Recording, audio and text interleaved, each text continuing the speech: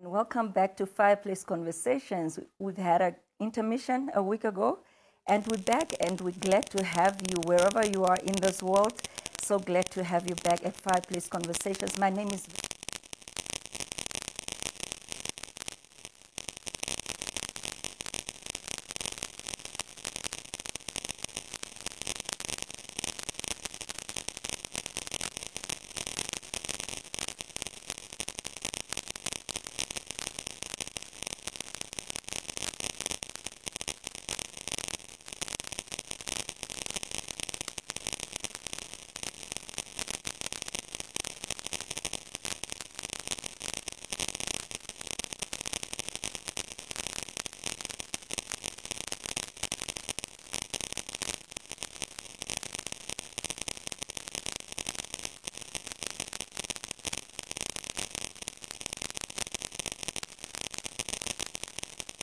And prior to that, he was the executive director of the Namibia Investment Center, a lot of experience there. He's currently the chairman of the Namibia Stock Exchange and non-executive chairman of Fireplace Holdings Pty Limited.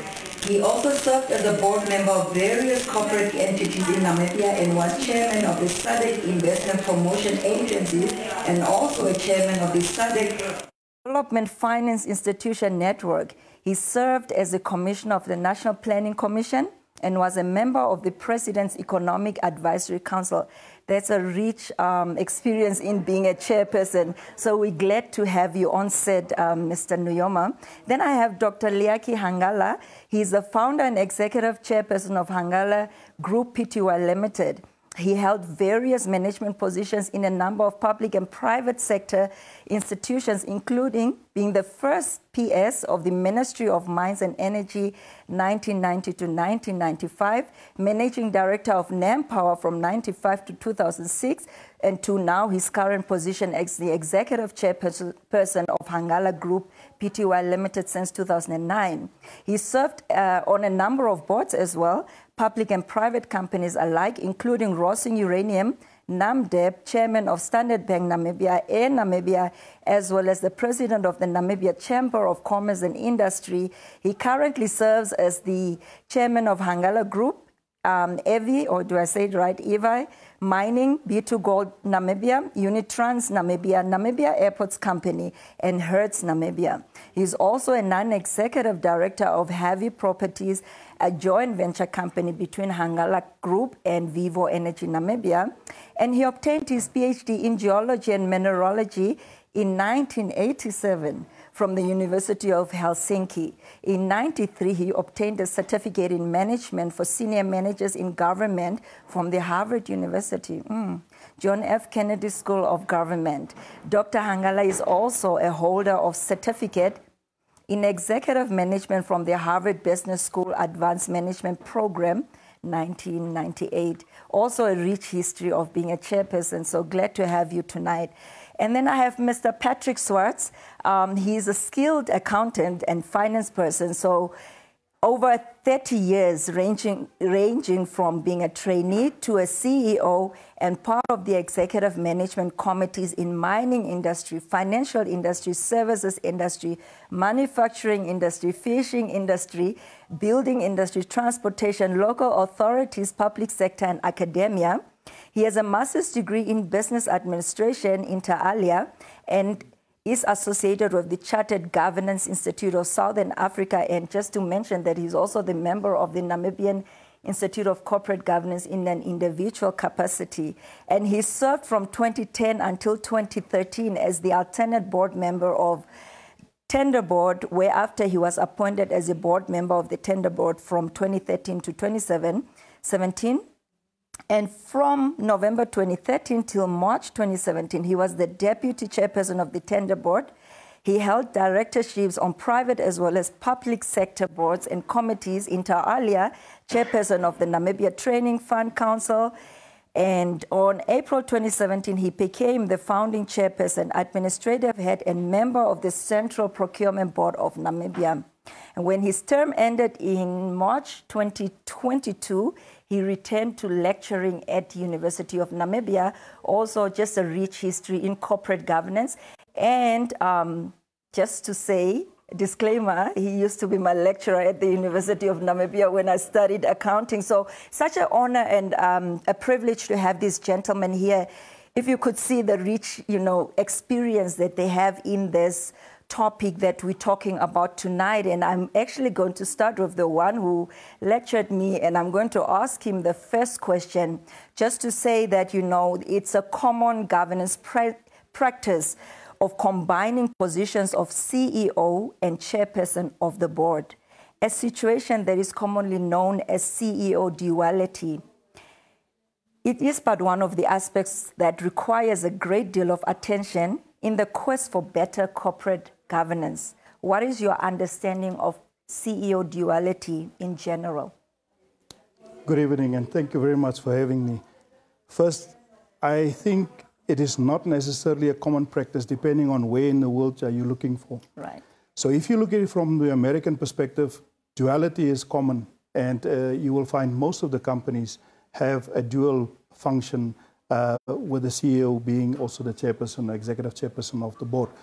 However, in Namibia, South Africa, and Commonwealth areas, you tend to see that those dual roles has been separated, specifically because they believe that it influences the power base, because the power is concentrated in a duality role in one person. Right. So both the power of the chairperson, who normally looks after the stakeholders, and inter alia the appointing authority on the shareholder, as well as the CEO that looks internally to the internal stakeholders and manage the internal processes towards a common understanding or common vision through a common goal.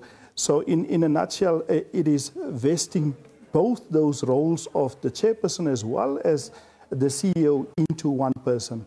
And that is not a very common practice within the Namibian jurisdiction nor in the South African jurisdiction. But there are exceptions, and we see locally the Central Procurement Board has a functionality like that, as well as the Bank of Namibia operate in that vicinity, in that spectrum. Any of the gentlemen want to add to that before I ask the next question? Yeah, no, duality, I think what has been said by Mr. Swartz, yeah. I just wish to add, from an ideal situation, in terms of our corporate governance codes, especially NAM code, duality is seen as not an ideal arrangement. Yeah. Precisely for the purpose of separation of powers, yeah, and also to allow checks and balances. Yeah. But obviously, it depends also on the scale and the reality on the ground. What would be the ideal situation, and what alternative mitigations are there in respect where duality is taking place to allow that there is an element of checks and balances. Yeah, yeah. Okay, Doctor? I want to start where Patrick has ended.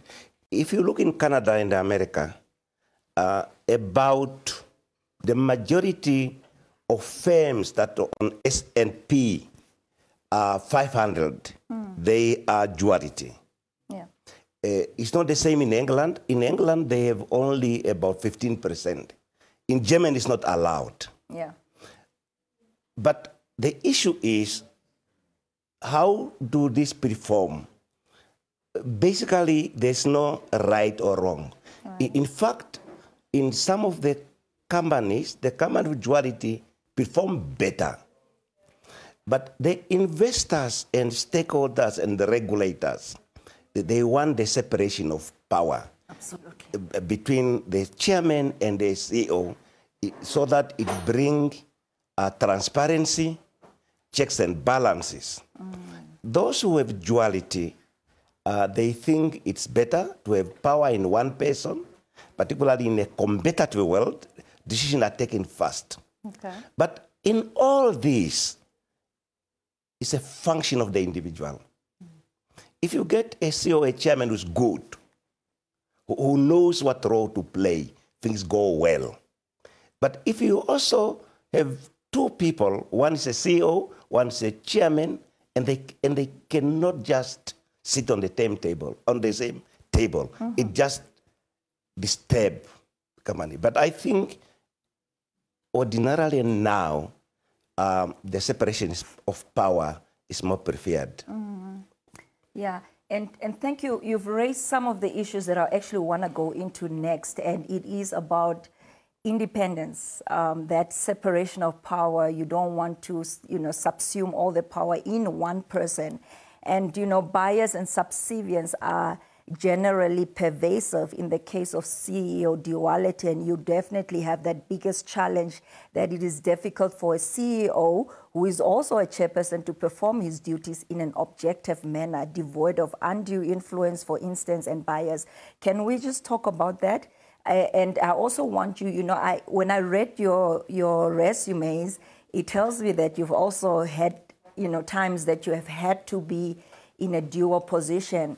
Tell me about what your thoughts are regarding independence and how has your own experience been, if you don't mind sharing that. Could I, anyone? Doctor? It's absolutely very important to have independent board of directors. Yeah. And independence means in the way they think, they give their view, they are not influenced unduly. So therefore, that's why there must be a very good balance between executive directors and non-executive directors. And within all these, particularly non-executive directors, there must be a diversity of skills so that it just complements each other. And for investors, for the regulators, for the shareholders, they would want an independent board that independently and professionally guide the company, guide the relationship between the management, the shareholders, and stakeholders. That's very important. As long as on issues that are important, on the strategy of the company, on the accountability, and on governance, at least there must be a consensus and to bring the company forward. Yeah, Dr. Mr. Nuyoma. Yes, no, independence brings in an element of standing aside or outside and looking in. And the only thing that you as an independent would look at is that entity, which is the juristic person of the corporate, and what will be the best interest of that corporate, and then adding its impact on society. Nowadays, we go beyond the corporate alone. The corporate is a citizen of a society, and in most cases, they become global citizens. And what responsibilities they have in terms of their impact, how they are run, from the financial position, their impact on the economic, the social, and the environment. So as an independent, it brings in unbiased, so to speak, element of looking at things in a somewhat clinical manner without being emotionally attached. All you are looking forward to is this company to perform in terms of meeting its strategic objectives. I have that experience currently in my various chairmanship role, and I see it very coming forward very strongly, where I look at it in a protective sense, almost protective beyond the, should I say, the shareholder. But in the long run, once it is performing at the best of its ability as a company, it's good for the shareholder in a sustainable manner. And all stakeholders, hopefully. Exactly. Yes. So you mentioned, and before I come to Mr. Swartz, because I'd also like you to answer that question, you said protective. Yeah. Is that because you are CEO and a chairperson at the same time, and are you performing in that dual role from a protective position over the company or over the position? Well, my duality at the moment, I'm not having that role as duality. Yes.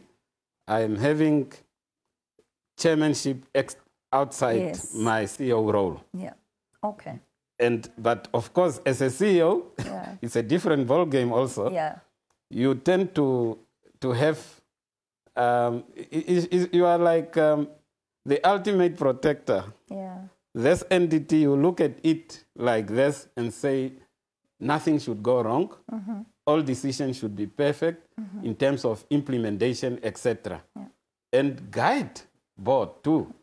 Where you feel board may be missing a point, you should have the courage and the tact to communicate that perhaps this is the correct way. But in terms where you are now the chair, interesting how you can switch. Yeah. You look at it slightly different. Right. You have a CEO or a managing director in the room who will play that role too. And if you have a good balance, it works out well. Yeah. Of course, hopefully there is alignment of interest. And there should be. Yeah. Mr. Swartz? Yeah, thank you very much. Independence. I think the two gentlemen has touched on quite a few aspects. Yeah. My experience is that there's a higher level of distrust and mistrust when there's a dual role vested in one person. So you need to work harder and to understand the dynamics that is happening in the board. Now, what Dr. Leake said is that it is important that you need to balance that power. Now, part and parcel of the balancing of the power is not just putting more independent thinkers on the board, but it's also you keeping a low profile. You speak last, you listen more, Right. and you allow the board members to air their observations much more, and you tap into that. You literally explore that to the extent where they are done with that, and you bring consensus through that, so that it is their decision, and you as the chairperson have allowed them that amount of time so that they can express themselves and they come to a common understanding. And if there is clarity to be sought, you use that time, that platform, where you then seek that clarity in order to bring them back to your purpose, to your vision, what Dr. Leake has said, so that you work towards that common goal. And I like what what Mr. Nuyoma said in a sense is that when the purpose becomes embodied in all the stakeholders, Right. it becomes much more bigger than just your appointing authority, where the perceived biasness would be considered to be. So when that purpose becomes higher and more involved, other than just the shareholder, it forces the board members to then rethink their viewpoint, because they need to serve the same stakeholders, irrespective of how my relationship would be perceived to be, either with the shareholder or vice versa with the management. Ultimately, the directors are responsible to make sure the company moves in a common direction. Chairperson needs to facilitate that. You sort of preempted what I thought about in terms of independence of, the chairperson who is appointed in a public entity by the shareholder, where the shareholder, or, in this sense, obviously it's the minister who's the appointing authority, which is sort of different from private entities and so on. So in that case, you would often find shadow directorship where, the minister would like to act not as the director, but outside, shadowing over you and unduly influencing the person that has been appointed as the chairperson. Can you speak into that a little bit? Whether, being in that duality, is it a difficult position to have? Difficulty is the norm that you need to run to as a chairperson, as a CEO. You need to seek out problems, because problems creates focus, creates clarity when you start unpacking that. Now, key for any person, whether you have got a dual role or not, as a chairperson, you first need to understand the expectation of the appointing authority. If you don't understand that role, you have a problem from the onset. Because if there is a mismatch between that expectation of the appointing authority and your understanding of your role on that particular board, there is going to be trouble irrespective of how you look at it. And it doesn't matter that if you find congruence on the onset between you and the appointing authority, it doesn't make you a lesser person or a person that is not independent. You see, independence is a perceived action that you need to take, and you need to have the courage to speak up at times when there's no need, when there's nobody around you, just you and your appointing authority, or just you and your board. You need to have that courage to call a spade a spade. Now, here's something that is interesting. If the expectation of the appointing authority and your expectation and your role and your duty as a director, that fiduciary duty as a director is in conflict with one another, you need to take a hard decision whether you are the right person for this job. And you need to ask yourself, should you continue with this, or should you call it now and you said, I don't think I'm the right person for the job? Because remember, in the beginning, Dr. Leake said, it is the incumbent, that incumbent has got certain skill set, and that skill set is functional within certain economies, certain stages of the company's existence. And part and parcel of that is for you to constantly review your skill set in the midst of the phase in which the company is operating. And you need to take that decision whether you're still the right person for that job to continue in this particular instance. It doesn't mean that you cannot, if you sit long enough, adjust yourself and do that. It just means that sometimes the dynamics of that board requires a different individual with different skill set to enter that particular space and accelerate that growth going forward.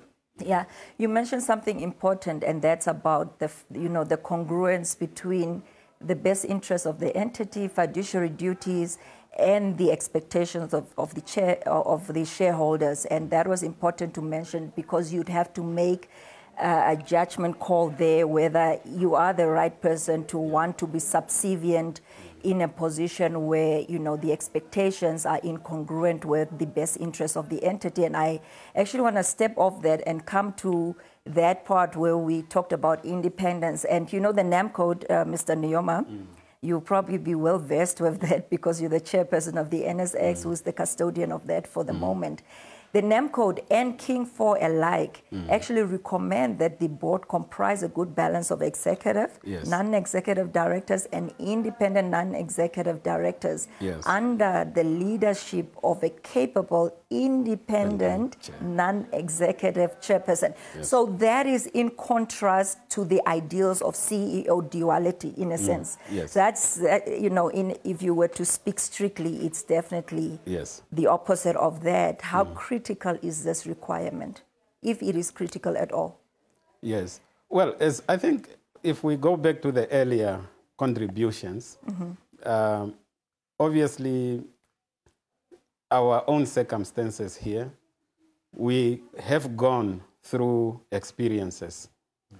And these various codes or governance codes, governance recommendations that came from various eminence, the King 4, Cadbury in the UK, the various scenarios always bring up new realities. That's it, Recently, we had the Zondo Commission that looked at issues of governance at the state level especially, and new recommendations come. And the issue, those recommendations is what they came out of corporate challenges and failures that have happened before. And hence those recommendations. But it's never static. It's an evolving situation all the time. And it calls for new realities to be implemented We are now, for example, in an age of digitalization. What does it call on us to do as corporates? Yeah. How do we govern? The sitting in a room like the way we are seated now is almost got phased out by force. Yeah. by COVID. force, by COVID. Yeah. And, but now we have a new reality on the scene. But it seems to work and serves corporate relatively well. But there is one thing I always say when it comes to corporate governance, it's all about, as Dr. Hangala said earlier, the incumbents. Right. Despite all these wonderful mitigation governance arrangements, if within that chain you have a rotten apple, Yeah. believe me, it can easily create a loophole. And despite all what has been checks and balances, as humans, we tend to be fairly enterprising Yeah. for good. But unfortunately, there is always a 5% that is enterprising not for good. So, but these checks and balances, however, help us to reduce and to send a message that the corporate arrangement is not complacent. So, and I want to come back on the shadow. Okay, I think I had the privilege of serving as chairman of a number of state entities. I must say, I don't know whether it's the respect that I had, mutual respect I had with the minister responsible. I never had a call in my That's good. chairmanship of those various entities directing me one way or the other. That's good. But I had consultations where necessary Yeah. so that our interests are constantly aligned. Yeah. And we avoid any shadows and suspicions. Once that is done, many a times you avoid those scenarios where you feel as if there is a shadow following you or directing you. That respect must be it, but it has to come also from what you do, whether you are delivering the goods or not. If you are not, do you really expect the responsible minister just to sit back and say, in the name of corporate governance, I cannot touch? Yeah, No. absolutely. Absolutely, Doctor. Yes. Yes. And I think here, the most important thing is not to mix up roles. That's it. Yeah. If you are a chairman, you must not take the role of a shareholder. If you are a CEO, you are not a chairman. That's it. That is number one. Number two is to understand the purpose of the business. Okay. Eventually, the company must do well. So if the companies do well, and everybody know that everybody's in his or her own lane, that there are no problem. If you perform, and then what it comes thereafter is communication. If you communicate to the shareholder, you communicate to your stakeholders, you communicate to your management, and you perform. Doing so, you will then take the shareholder out of the boardroom. You will take the management to take over the responsibility of the chairperson. Yeah. It's important to understand those roles and perform those roles so that they are not mixed up. There is an illusion that the shareholder will not come in, both public and private. If I give you my company and you mess it up, I have to come in. Absolutely. Yes, at what level? Absolutely. So therefore, it's important to ensure that we are in each one in his own role, the CEO. The worst thing is when the CEO want to be the chairperson. Yeah.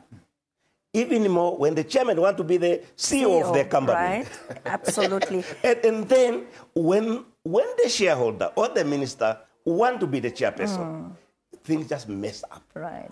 So, but if we all know our roles, we communicate to each other, and more importantly, we ensure that this baby, the company, is performing for the purpose it was set up, then there will be no problems.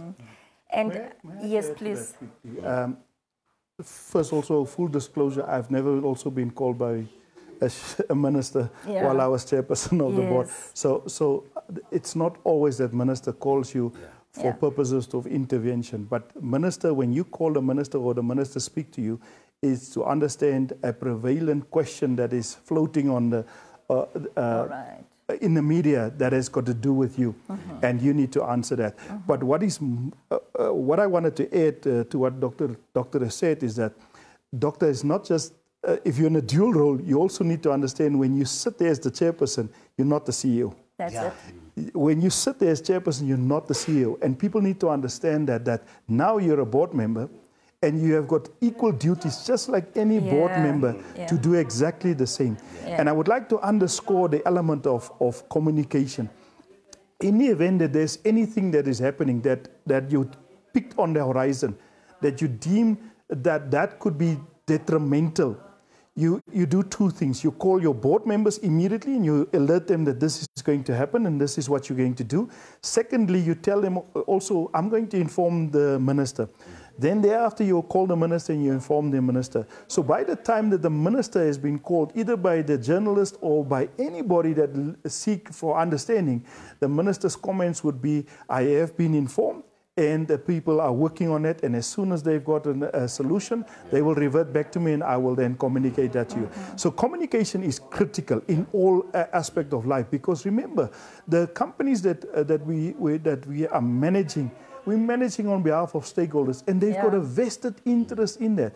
And with social media that is going on these days, it is much more transparent than what it was in the past, and you are being called quite quickly to account for your actions on what you have done. And you must be ready at all times to answer to that, irrespective whether it's your shareholder or your extended shareholder, which is your stakeholder that you need to answer to. Absolutely. And I liked when you mentioned that shareholders should step in when the company is obviously not performing or is being run down the ground. When should that shareholder step in? And I'm now thinking about the scenario of, obviously annually you have an AGM. At the AGMs, you present the financial statements, the state of business, and every other thing that, pertains to business, the auditors, the directors, and everything. Is that not the place that the shareholder should use every year to ensure that, the business, or perhaps not to ensure, but to be knowledgeable about the state of affairs and also to take necessary steps at that time? Or should they wait and then step in? When do they step in? At all the time. Right. The issue is at the AGM is the final court of giving judgment. Right. If in a private company and the shares fell, the shareholder will come immediately and say, what's wrong? Yeah. If a public company and the minister hears somewhere that things are not wrong, are not fine, they will come in. So it's important, number one, if it's a listed company, you have a communication with your investors all the time. If it's a public company, in terms of owned by government, you communicate with your shareholder, your line minister. Yeah. In fact, as Patrick said, before he heard from somebody else, must hear from you as a chair. Communication. Yeah. Communication is very important. So when you come to the AGM must be a very smooth meeting. Yes. It must not last long. Yes. Yeah. So all things, you have spoken to different shareholders, you have spoken to active investors, so that it goes wrong or right. Yeah. It is very wrong to have a wrong AGM. Yes. Yes. It's like you go to church, you want the ceremony to go nice and finish. So if you go to AGM, you want to go smoothly, as per requirement of the Act. Right. If you bring problems there, you mess up the AGM. Okay. So no CEO, no chairman must expect to communicate issues at the AGM. It must be communicated before. And then there you have a consensus. Wow, I think that was packed with a lot in terms of communicating with the shareholder, but I wanted to add and underscore the fact that, you know, we're talking about the shareholder, but, you know, I think a few sessions back we spoke about stakeholder inclusive governance, and I like when Mr. Swartz mentioned that, you know, it's not just the shareholder that you should be communicating with, it should be the extended shareholder, which is the stakeholders. Yeah. You mentioned the investors, the employees, and everybody else, the community. You started with that, you know, we operate in a society. Yeah. The society and everybody else is actually kept abreast of certain developments within the entity. So important that you mentioned about communication and just underscoring you know, those different roles. Yes. I actually want to go to something that I find important and also interesting. You know, you find that there are still situations of CEO duality, the chairperson and the CEO are one person. And you also find other situations where you have a chairperson who's not a CEO. However, there might be questionable independence, or the independence of that person might be questioned. And in that instance, you want to rope in what is now called a lead independent non-executive director. And this is actually a recommendation by the NAM Code, King 4, and, you know, other governance codes. What do you find credence in this recommendation for lead? Mr. Nuyoma? Yes. You know, when I've looked at that provision, yeah. There is a section in the NAM Code on it. And I tried to put it in practice. Yeah.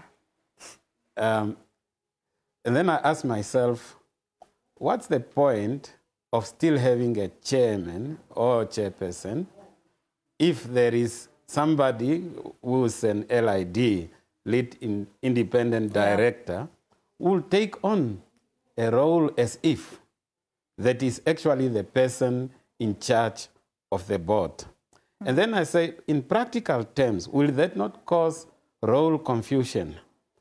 I wouldn't prefer to have a scenario like that. Okay. If the chairperson is found wanting, not fulfilling the roles the chairperson is assigned to do, then the board and the appointing authority need to come to an understanding in the best interest of the company, take a decision to relieve that person of duties. Yeah. Or alternatively, perhaps demote or whatever one may call it.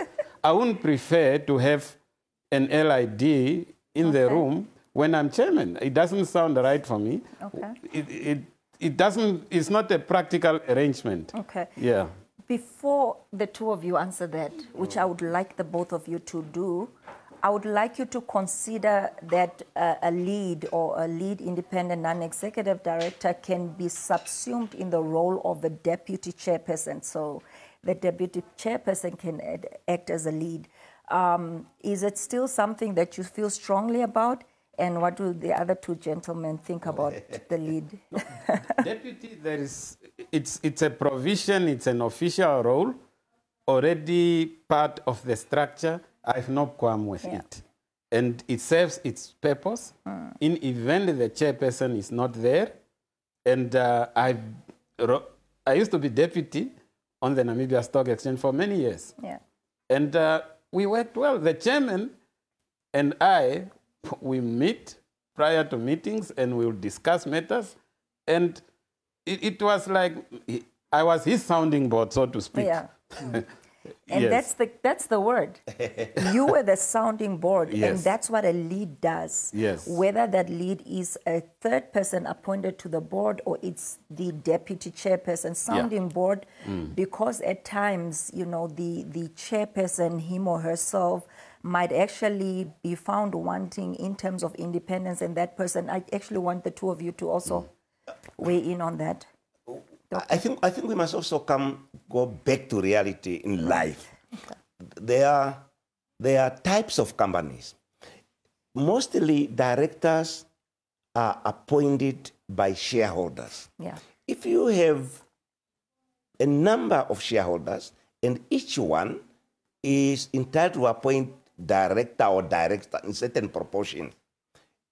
Mostly there are no leads there. Okay. Then you have companies that are listed, that have a lot of investors, and therefore very important that they have different varieties of directors. Right. And then you have, in the case of public enterprises, we have one shareholder. Yeah. And that shareholder definitely would want to trust that company in the hands of a number of professionals. Okay. I think the concept of the lead is to bring that independence. Somebody outside who's looking in this port, but not part of the port, give independent professional views. But that somebody, that director must not be more equal among the others. Right, yes. No. Yes. And that's why the impulse of the chairman of the board. All the directors are equal. Their input is important. None of the directors are more important than the other. And a good chairman recognizes that. And it's even worse when a so-called lead comes and comes to dominate. Yeah. It just messes up the board. And that I'm the most clever, I know everything, because that's not how the board must.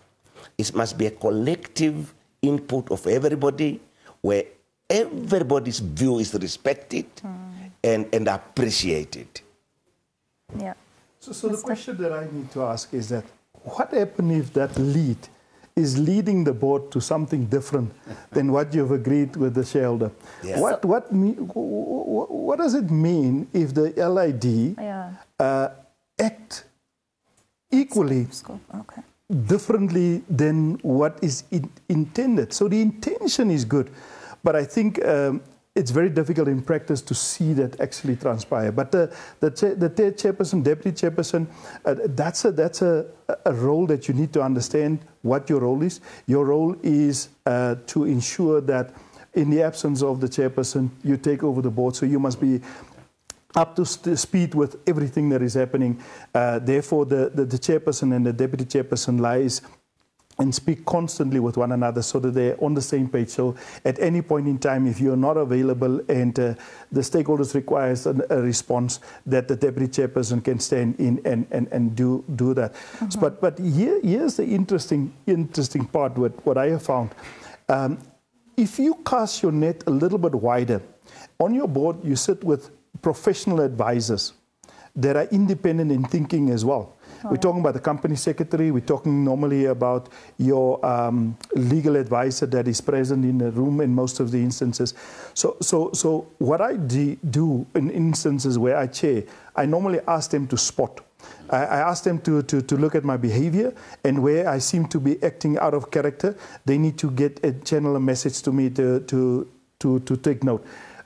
When I say something, they must weigh it up and see within the ambit of law, did I discharge that correctly? Did I place it? Did I lead the board correctly in the right direction from a legal compliance perspective, from a governance compliance perspective? Because sometimes in the act of participating in the board, you sometimes forget that you're also human. And you are going to make certain statements, and you're going to do certain things that are being perceived as now contradictory to what the rest of the board members are going. And you need to be cognizant of that. I also believe that if you have a deputy chairperson, you use your deputy chairperson in that instance by also asking the same questions. So creating the soundboard. So when you have a deputy chairperson, you do that, you have to do that. Yeah. But the LID, I had difficulty understanding how I will bring that role into play in terms of law, because sometimes there's also legal ramifications that could emanate from actions that are being taken. And the question is, who is then accountable for that? Collectively, the board is always accountable, but you know the chairperson is the one that needs to go and explain. So that lead, which is the lead independent non-executive director, would generally be appointed by the appointing authority. And the board would also, in instances, be given, the delegated power to appoint somebody. I wanted to, go to a different perspective where the lead is not here to take over or usurp power, but rather, as you have mentioned, maintaining independence. And it can be the deputy chairperson. Now, there are instances where the chairperson will be inherently conflicted in a situation. And that is where a lead would step in, for instance, right?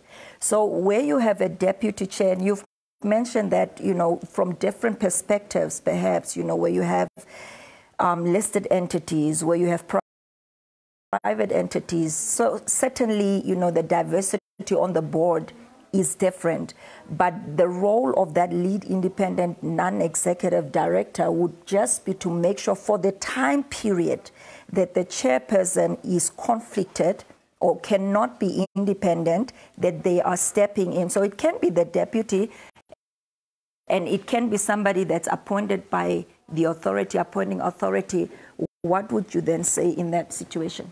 Look, in practice, what is happening, if the chairperson is conflicted, the chairperson will excuse himself, put the conflict on the table and excuse himself. If there's no deputy chairperson that can take that, normally what the practice is amongst them, they would elect a member, they would conduct the matter, and when they are done, they have taken a decision, that the decision will be recorded, the chairperson will be called back, and you come back and you do that. Now, to me, look, in principle, that's a principle in corporate governance. All I'm saying is I've got difficulty seeing the practicality in that. Right. So from a theoretical point of view, I'm clear on it and I'm understanding it correctly. But in practice, what we have done is we use the deputy chairperson to take over. If the deputy chairperson is conflicted and the chairperson is conflicted, one of the board members amongst them takes it as chairing that session and get it done, and we come back. Anyone else want to? Before I think we're running out of time. Like I told you in the beginning, that 1 hour just seems to vanish in thin air. We're talking about the quintessential chairperson, like a model chairperson, and I really want to just go to that before I take any questions. You have mentioned so many aspects that, actually link into that already. We don't have to have a separate question about it, because you have mentioned so many characteristics and traits and qualities that need to be present for a chairperson to act in a model manner or to hold position in a model manner. But can you tell me in your own words, each of you, and I'll ask each of you to tell me what would you say is a quintessential chairperson, and in the context of CEO duality, but also in the context of just leading the board effectively. Mr. Nuyoma, I start with you. Yes, it's a very beautiful word, quintessential. Yeah. It invokes perfection, the ideal. That person who's the model chairperson is effective leadership. Right. To provide effective leadership in order to reach the objective set, the strategy set, and to steer through the various phases of the company when it's in good times and when it's in bad times. Yeah. Must have the ability to unify the board and to bring forth the diversity of views that are in the room in order to bring them in alignment to the common objective, and must have the necessary integrity and respect of stakeholders. Stakeholders must believe when that institution is making a statement, they do not question. When I say stakeholders, I'm speaking in a broad context, shareholders plus society at large. Thank you, Mr. Nuyoma. Mr. Swartz? I think there's two things that I pick up on that, the unification. the unification for me must be based on purpose, must be based on the vision and the mission, but encourage independent thinking, robust discussion. Like Doctor said, come to the board as an independent person of mind and of thought and of actions, that you don't seem to go with the herd. I see somebody that listens well, speak last, ability to summarize, the consensus reach, and seek to understand where there's still to be consensus to be reached. I believe one of the key things, and Dr. Leake and Mr. Nuyoma both said that it's, the company cannot operate unless you are performing. So performance is the core for a company. Before you can create benevolence, before you can share what you have, you first need to ensure that you do what you're supposed to do, which is your mandate, and then make sure that you're sustainable in that environment that you are.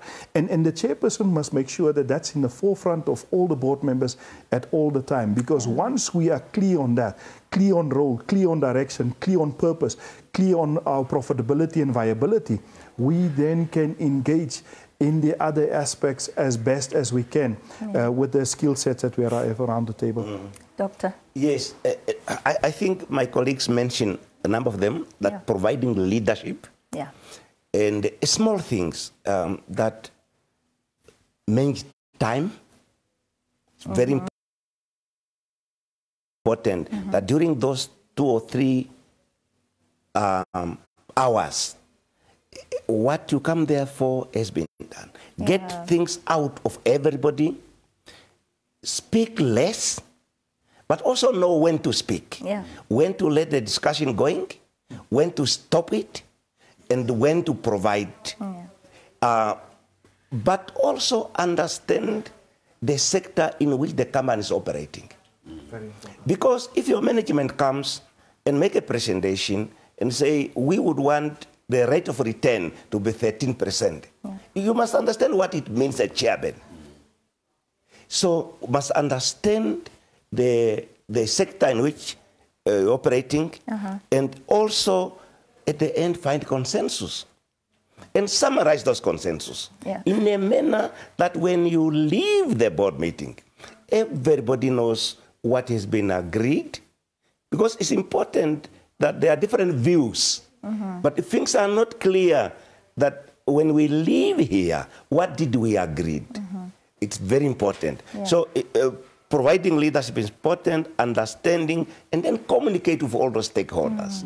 That is the good leader. And every director must feel that I'm important when they leave there.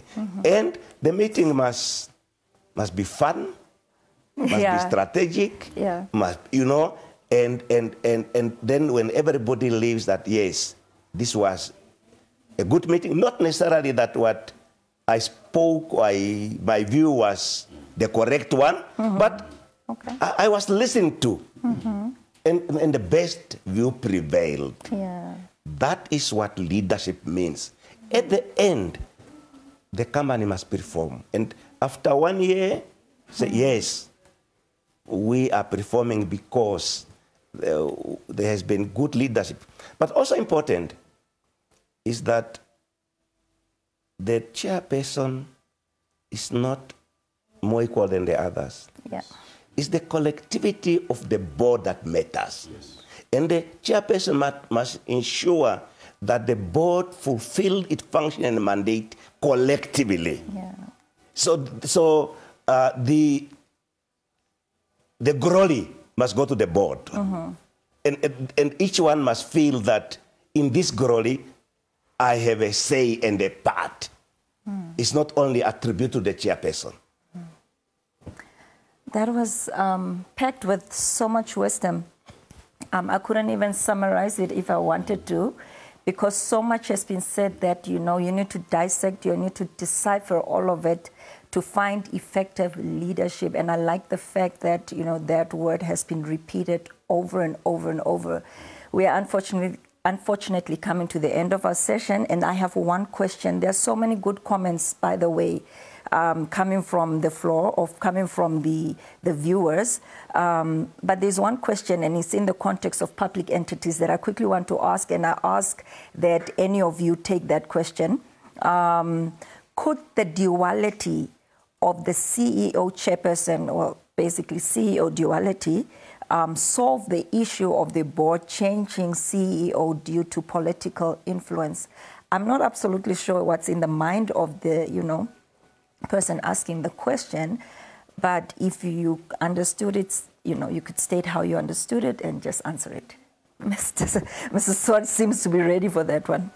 The question, the way I understand it, is there seem to be conflict whenever there's a new board coming on board, that the CEO always seems to be in conflict with the board. Yeah. And as such, the question is, if that role is combined into one, in the duality, will that not aid this particular endeavor? Because remember, there's quite a number of public entities that are operating with actings in certain time spaces as a result thereof.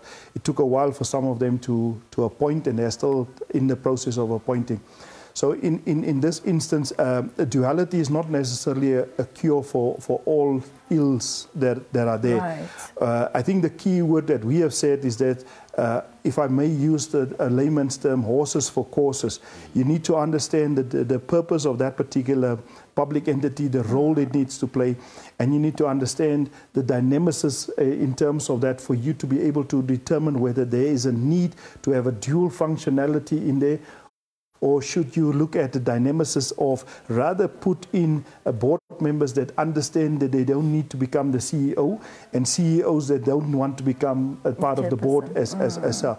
So meaning that we need to probably be on the forefront of training board members to understand exactly their role and function and what they do on that board in order to aid that company so that they can operate within the fiduciary responsibilities that is required of a director and collectively take the company to the next level. Because if the company prosper, they all prosper, and they all seem to be successful as part and parcel of that. And every one of us wants to know that you left something better than what you have found. And if people can get to that understanding that we are a steward, we take this and we steward it to a better position for a collective good, for the collective number of people, then maybe there will be a change of mind. But I don't think tonight we will find a proper solution for it. Yeah. But I propose that maybe at least we reflect on it more, and we need to reflect on it.